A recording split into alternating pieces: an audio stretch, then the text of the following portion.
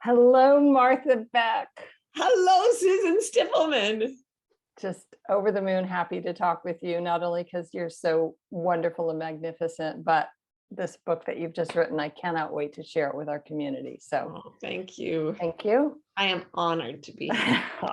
So I'll tell people a little bit about you, but they'll figure it out as they hear, who you actually are. So Martha Beck is a Harvard-trained sociologist, world-renowned coach, Oprah favorite, and New York Times bestselling author. She's published some of my all-time favorite books, including The Joy Diet. I still recommend it all the time. Finding Your Own North Star, Expecting Adam, just on my top 5 list. And this newest book, The Way of Integrity, which instantly became one of the most impactful and important books that I've ever read, actually. Oh, you're so kind. Thank you. Well, I mean, Oprah chose it for her book club, so I'm certainly not alone. I've been enchanted by you ever since we met, your kindness, your generosity. Thank you for being who you are and showing up so wholeheartedly. And this newest book, The Way of Integrity, it came at a time when I was just about to start taking some time off after years of needing a pause and wanting to physically rest, mentally rest, and then kind of reevaluate, how do I be of service, which is, my heart song. Yeah. And not burn out. So I really could hardly put it down. We bought a second copy because my husband has one next to I mean, I'm really truly a fan of the book. Oh, thank you, Susan. You're so kind. I mean, we have the same, I think our philosophies and our ways of being in the world are very aligned. So maybe just you and I like it. Yeah. I'm really glad that you do. So one of the things that it really kind of reactivated was this commitment to trust my instincts, to really listen deeply and not be swayed or influenced heavily by what you call culture.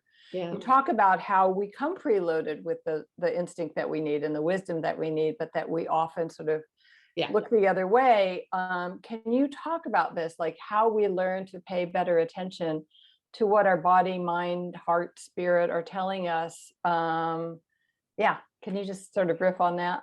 Yeah, so everybody's born obviously with their true nature, like unimpeded.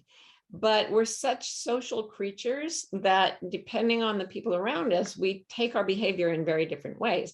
So culture to a sociologist means literally any group of people. It could be a couple, it could just be you and your mom, it could be your neighborhood, your religion, your ethnicity, lots and lots of different layers of culture.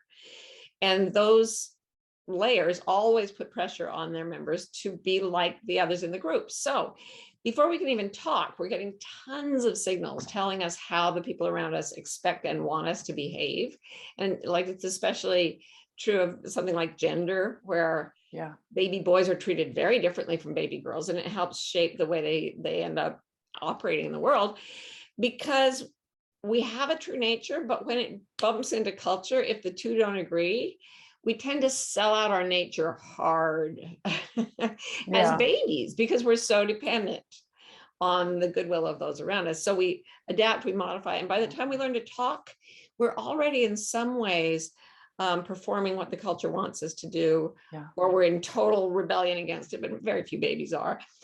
And we've already potentially lost a connection with the true self, with the part of us that is innate, it would be the same in any culture, and knows our destiny. And then as we grow, that split might get larger and larger. So the way of integrity just means being one thing. Integrity means intact.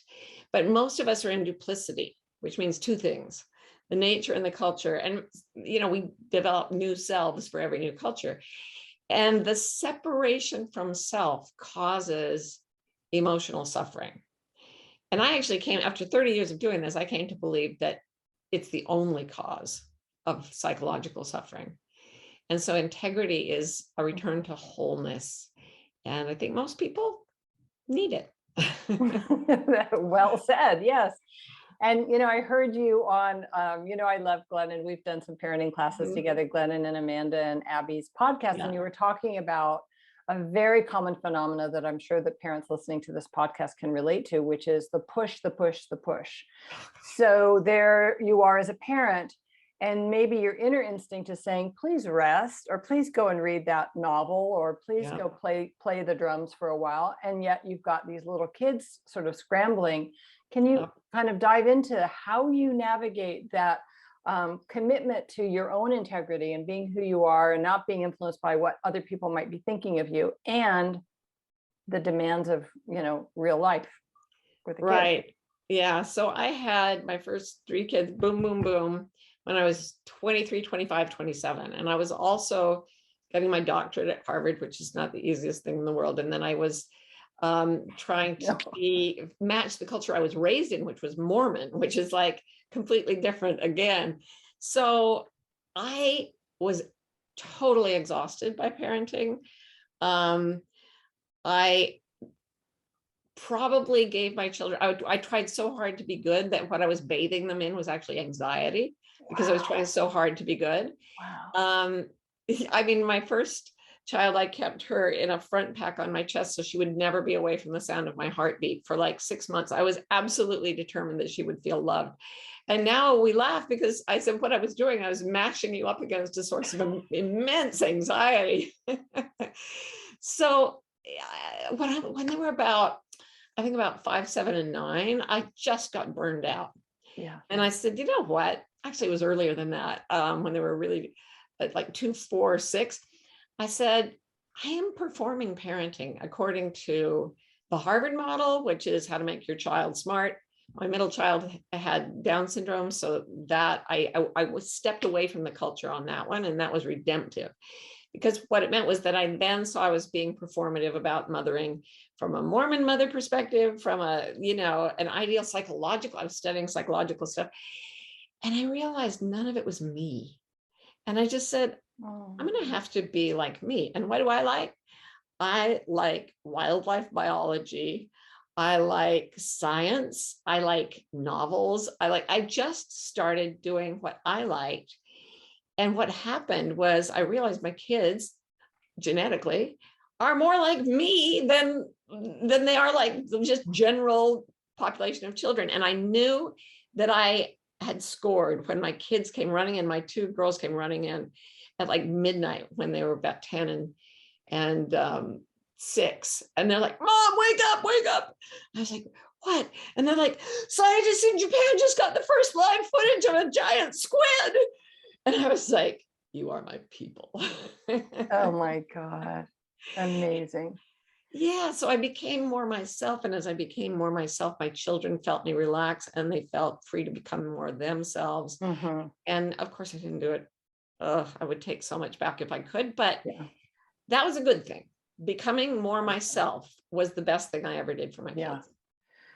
Amen. I mean, all the time that we're raising our children, and maybe we're making sacrifices and we're exhausting ourselves to the point of burnout, and we're baking, homemade things for the snack, for the soccer. Our children are watching us, and we forget that they're not just watching with their eyes, they're actually internalizing the message of how we're conducting ourselves in relation to honoring ourselves, loving ourselves, perpetuating the idea that we're only worthy if we're in motion or performing. Oh my gosh. So let's talk a little bit more about how that might look for a parent who has to confront the collision of culture tells me I should be doing X, Y, Z, and P for my kids to be a good mother, but I'm actually would really like to curl up with some books, and popcorn and, have that kind of a night. Well, I had another gift besides my son's Down syndrome. I had a series of autoimmune conditions that just kept accumulating. So I had, I think, 4 diagnosed autoimmune diseases that were all poorly understood and incurable. And they caused, among other things, chronic continuous pain. So it was very, very rough for me to and I would take my kids to the places they had to go while I was teaching a class. And then I go get them, then I go home, and then I try to do my work, and then I try to write on my dissertation and all of that. But I was in so much pain that I didn't in the end have a choice about whether I would lie down or not. I had to lie down to tolerate the amount of pain I was in. So I basically raised my first 3 kids on a king-size bed, where I was lying there and they had their toys and I could show them wildlife videos because that's what I like.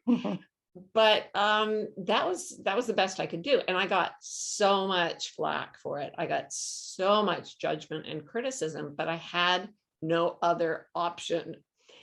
And you know what? I don't care about the people who gave me flack anymore. Like, Yeah. it's not worth it. It's not worth, it's like Mary Oliver says, tell me, what is it you plan to do with your one wild and precious life? Really? Are you going to just run around the house frantically for years on end because, the people will be upset if you lie down when you need to? Right. Yeah. I could say things to those people in the 4 letters. Stop. Yeah, stop, for example. We both love Byron Katie just so much. We love the work of Byron Katie and the way that she has brought about the opportunity for us to question what we're believing. And of course, our actions, I need to be a good mother. A good mother does this, this, and this. Right. My kids really need me to, play this game with them or iron their shirt for the band practice. And so let's kind of talk a little bit about stepping back from those beliefs. And I love the way you describe it. So if you wouldn't mind, if you could share a little bit about how we can start to question the things that we so fervently believe that push us. I can't remember, maybe it was the first time I went on the Oprah show. And now it was a couple of times in. Anyway, they had me go work with this woman who was completely exhausted. She was taking care of her 5-year-old daughter and her baby. The 5-year-old daughter had 24 pairs of dress shoes alone. She had so many outfits, and 5 or 6 times a day, her mother was taking off her clothes, putting on a new outfit, washing and ironing the first set and it was out of control. This woman was, and she didn't enjoy her parenting. She hated her life. Yeah. And I was like, yeah, I can see that. So one of the things I did was I talked to the little girl. She was 5 years old. And it frustrated her that her mother ran around doing all these things and she didn't get to play with her mom and she didn't get to help. Children are very helpful by nature. And so I said, and this little kid was very financially motivated. She wanted money. I figured that, so I said, here's the deal. I said to her mother, would you be willing, when you do the laundry, she gets to fold the towels for the kids' bathroom. And every time she does a lot of laundry with you, she gets 25 cents. And they both loved it, the idea. The kid was over the moon and she was such a cutie pie. So I mentioned this on the Oprah show. We go to commercial. Somebody in the audience said, wait, those towels aren't going to be folded correctly. And I was like, who cares? They nearly killed me. I seriously thought I was going to be pummeled to death. They were so angry that I would allow a child to fold the towels because that's how strong the culture is.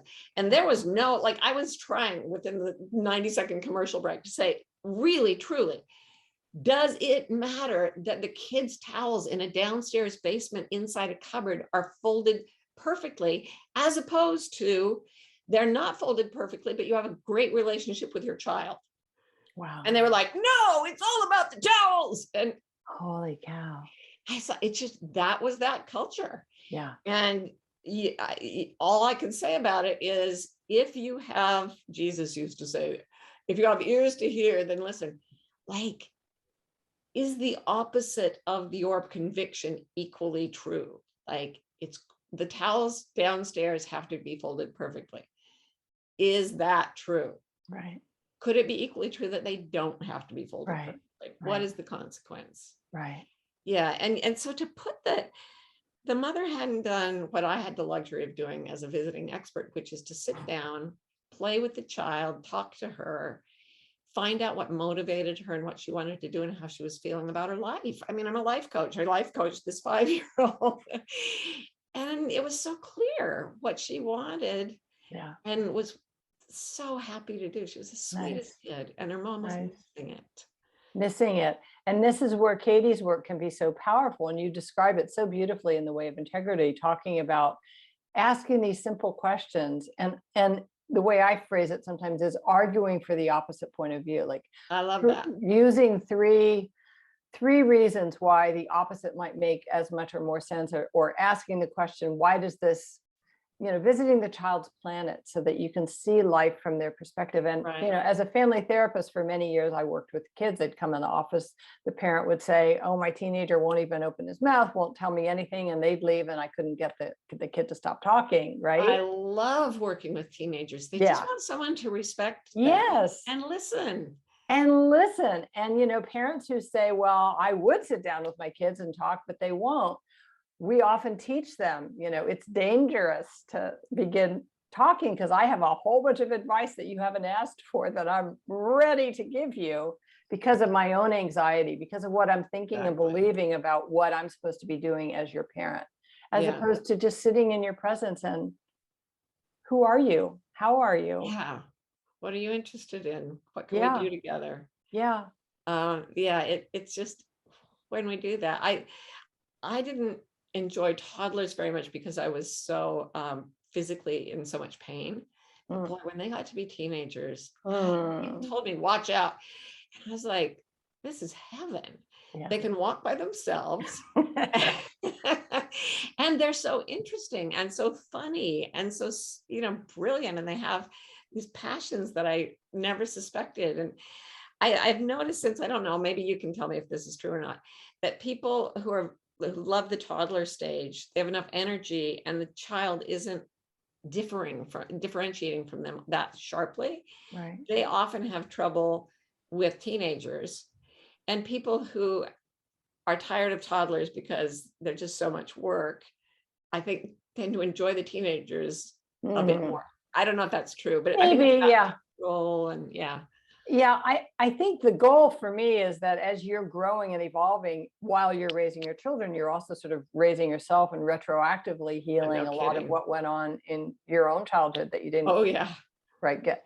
I think that we can become someone who rises to the moment. And I want to talk about the exhaustion, in terms of resistance. Like, I loved the book Expecting Adam more than I can say. Truly, I've given it as so many gifts. And I want to, in your book, you wrote something that I'd like to quote: my dropping resistance to whatever's happening right now, or by dropping resistance to whatever's happening right now, we're always able to cope.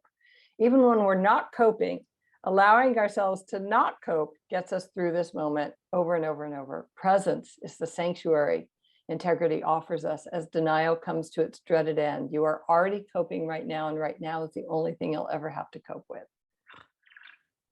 Can you talk about that? Because sometimes we look at our life and our kids and we go, this isn't what I wanted. This isn't how I pictured it. I don't like this. I think I'll do something else instead. And then, of course, I love my children. I'm not going to do that. Can you talk about that?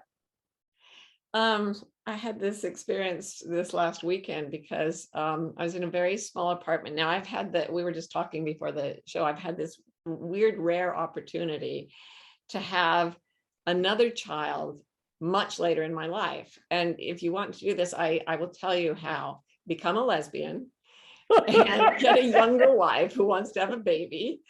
And so now we have a 19-month-old, and I have like the years on me of a grandmother and the experience of the first 3 and a chance at fresh meat. So we were in this tiny apartment in New York, and she is just tearing around at 19 months. She, like, the ingenuity with which she dismantles furniture is almost beyond comprehension, and so I was like, this is not ideal. I'd rather be in our home where we have baby gates and everything. And so I had a chance to practice this, and you did it right before we started the broadcast. It's as simple as stopping and taking a deep breath and letting it out, which takes your fight flight response offline and puts in the tend and befriend response. And then I just acknowledged that in that moment, I wasn't intensely enjoying it.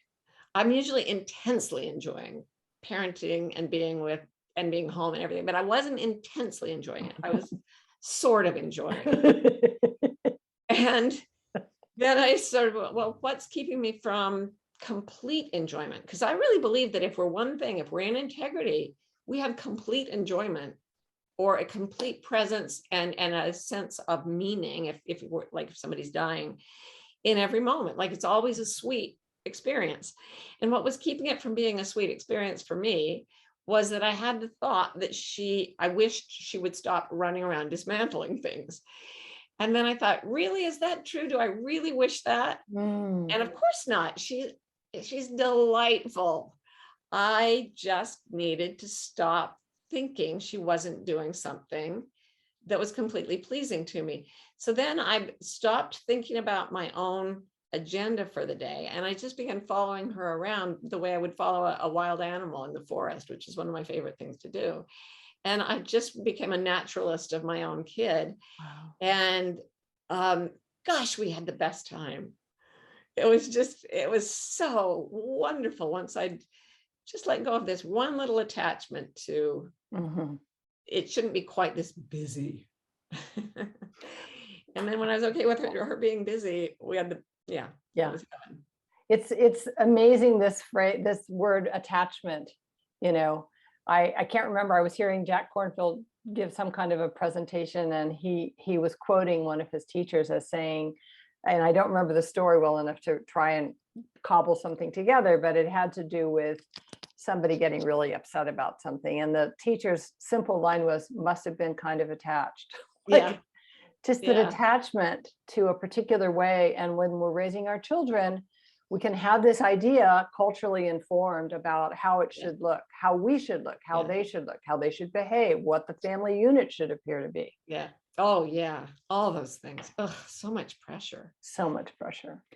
And I haven't really, ever since my son was diagnosed, when I was about 6 months along in that pregnancy, he was diagnosed with Down syndrome. And I had to choose within about a week whether to terminate or not while it was still legal. And I was very bonded to him already. I've totally supported other mothers making the opposite decision, but I decided not to terminate. Also, we knew from the ultrasound that he didn't have any grave, life-threatening birth defects. He would just be a little different. And I was at Harvard at the time where it was all about intellect, and the whole thing, I went to look for books on how to deal with having a child with a disability. And in the Harvard bookstore, there was a huge shelf of how to make your baby a genius. And they had one tiny, nasty little book from the 50s about Down syndrome that told me, usually you can potty train a child using loved ones and friends as validators, but since your child will have no friends or loved ones, it won't work for you. And I threw that book against the wall so hard, Susan, and it was quite a long way across my apartment. It hit the wall so hard it exploded, and all these pages just rained down. And I was like, I'm not buying into this anymore. I'm not buying into anything that tells me who this baby's going to be. I'm going to find out from him. And that became the most positive transformation in my life.